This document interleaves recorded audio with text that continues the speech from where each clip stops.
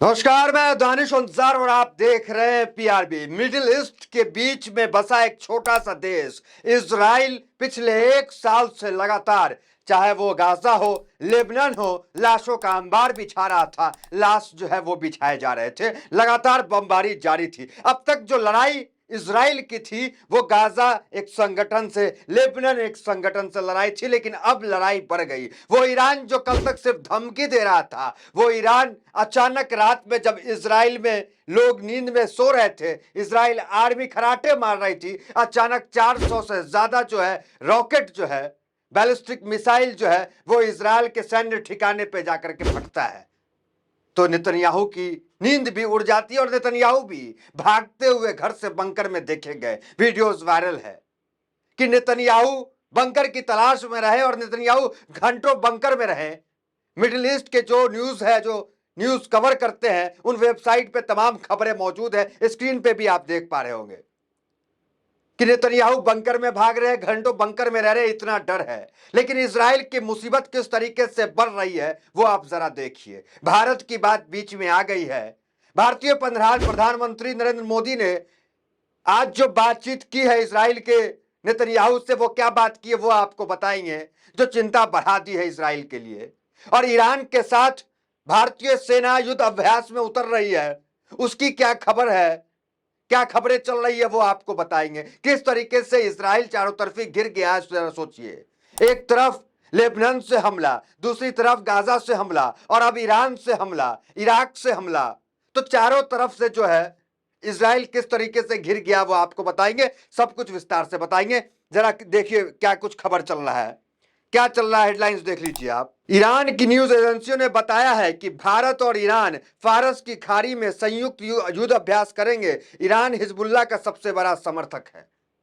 भारत और ईरान फारस की खाड़ी में युद्ध अभ्यास करेंगे, मतलब युद्ध का जो काम है, युद्ध कैसे होता है, उसका जो ट्रेनिंग है, अभ्यास है, वो ईरान के साथ मिलकर के भारत करेगा। और मिडिल ईस्ट में जो मुस्लिम कंट्री है उससे भारत का रिश्ता कितना अच्छा है वो तो आप जानते ही हैं। बहुत अच्छा रिश्ता है, आदान प्रदान दोनों का वहां से होता है, और भारत का मिडिल ईस्ट से शुरू से रिश्ता रहा है। महात्मा गांधी ने क्या कहा था फिलिस्तीन के बारे में, कि फिलिस्तीन अरबों का है, वो आपको पता है बयान। नेहरू ने क्या कहा था, पहले प्रधानमंत्री ने, फिलिस्तीन के बारे में। तो भारत का जो स्टैंड है वो फिलिस्तीन के समर्थक में है, समर्थन में है। और प्रधानमंत्री मोदी ने क्या बातचीत की, और हमले के बाद भारतीय दूतावास से क्या एडवाइजरी जारी हुई वो आप देख लीजिए। जब इजराइल पे 400 से ज्यादा बैलिस्टिक मिसाइल दागे गए, हम क्यों कह रहे हैं कि इजराइल की मुश्किलें बढ़ने वाली है, क्योंकि अब तक जो है एक मामूली संगठन से लड़ाई इजराइल की थी, और अब ये लड़ाई जो है वो एक देश से है। वो देश जो मिडिल ईस्ट का सबसे ताकतवर देश है, वो देश जिसके पास जो परमाणु शक्ति बनने वाला है, जो अभ्यास कर रहा है, उस देश से लड़ाई इजराइल की है। इजराइल खुद को बहादुर साबित करते जा रहा था जब उसकी लड़ाई लेबनान से ही थी। हालांकि 2008 में लेबनान से भी इजराइल हारा है और उसके हमास से लड़ाई लड़ रहा था। लेकिन अब जो लड़ाई है वो एक देश से, ईरान से है। ईरान जंग में क्यों कूद गया वो आपको पता है। हिजबुल्लाह के चीफ को मार देना, उसके बाद हमास के चीफ को मार देना, कई खबरें ऐसी आई जिसके बाद ईरान जो है अब हमला कर रहा है, 400 ज्यादा मिसाइल दाग रहा है। उसके बाद जब मिसाइल की घटना हुई, इसराइल के जो नेतन्याहू है घंटों बंकर में छुपे रहे, उसके बाद मीडिया में क्या बोलते हैं वो भी आपको बताते हैं। प्रधानमंत्री मोदी से क्या बात हुई है वो आपको बताते हैं। वो पहले आप देखिए दूतावास ने क्या जारी किया है इसराइल में जो भारतीय नागरिक रह रहे हैं। कृपया सावधानी बरतें, देश के भीतर अनावश्यक यात्रा करने से बचें और सुरक्षित आश्रय के पास रहें। दूतावास स्थिति पर बारीकी से नजर रखें और अपने सभी नागरिकों की सुरक्षा सुनिश्चित करने के लिए इजराइल अधिकारियों के साथ नियमित संपर्क में है। मतलब भारत संपर्क में है। भारत का जो स्टैंड है वो इजराइल को परेशान तो करता है।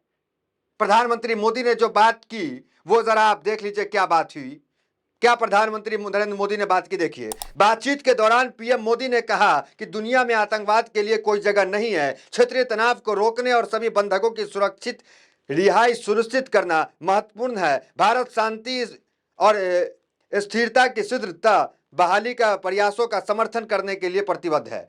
तो भारत जो है शांति की बात कर रहा है। वो इजराइल जो पिछले एक साल से लगातार लेबनान में लाशें बिछा रहा है, गाजा में लाशें बिछा रहा है, उस इजराइल से प्रधानमंत्री मोदी उसके पीएम से बात करते हैं और शांति की बात करते हैं, अपील करते हैं। देखिए, कोई बढ़ावा नहीं देते जिस तरह अमेरिका जो है वो बढ़ावा दे रहा है। और खबर क्या है अमेरिका के हवाले से, अमेरिका ने किस तरीके से इजराइल को धोखा दे दिया। हम क्यों कह रहे हैं चारों तरफी जो इजराइल गिर गया है। देखिए अमेरिका को लेकर क्या खबर है। अगर इजराइल ईरान के न्यूक्लियर साइट्स पर हमला करता है तो अमेरिका इसमें इसका साथ नहीं देगा। मतलब ईरान के न्यूक्लियर साइट जहां परीक्षण ईरान करने वाला है, वहां इजराइल अगर हमला करता है ईरान में तो अमेरिका उसका साथ नहीं देगा।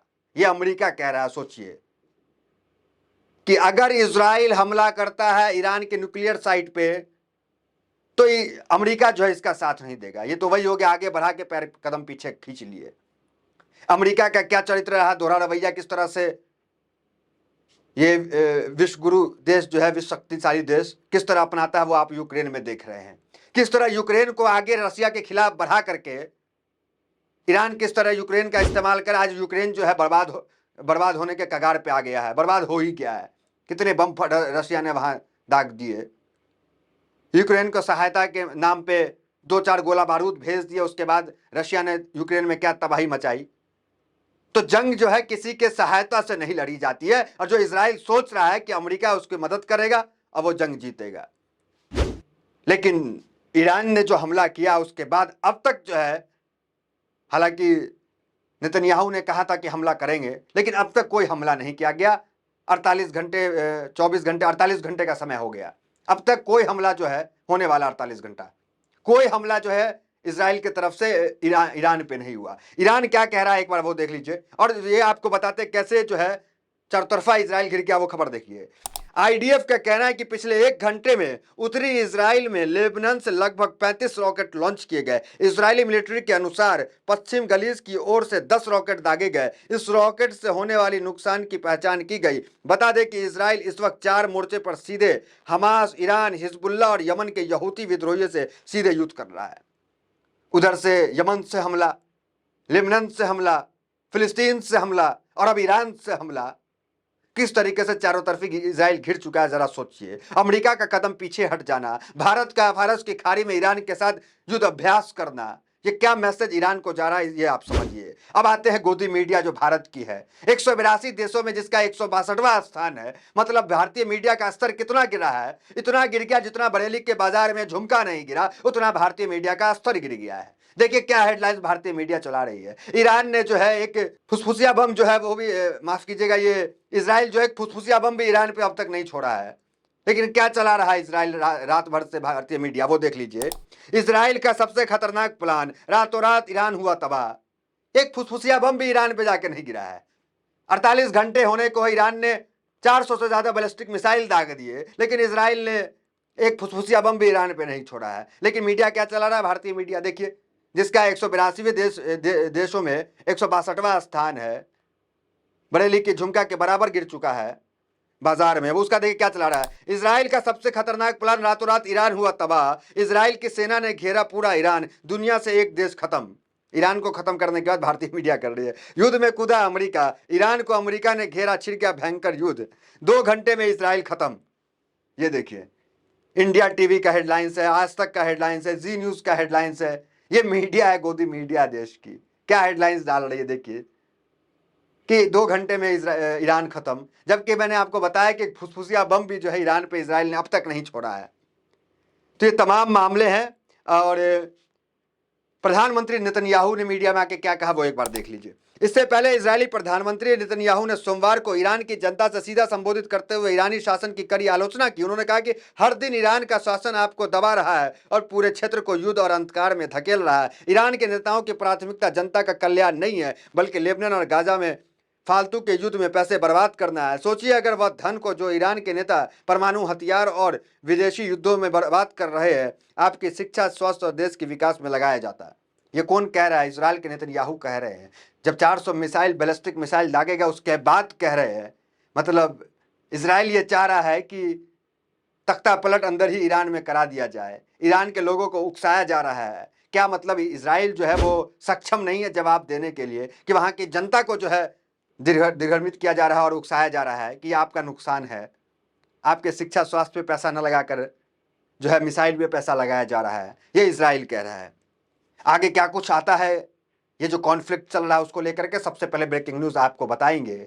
और मीडिया जो गोदी मीडिया है उसको तो आप देख ही रहे हैं, गोदी मीडिया किस तरीके से है, कार्टून मीडिया बन गई है, और कार्टून मीडिया का एंजॉय कीजिए, यही कर सकते हैं आप। तो फिलहाल इस खबर में इतना ही, मिलता है कि वीडियो से बने हमारे साथ। बहुत बहुत धन्यवाद।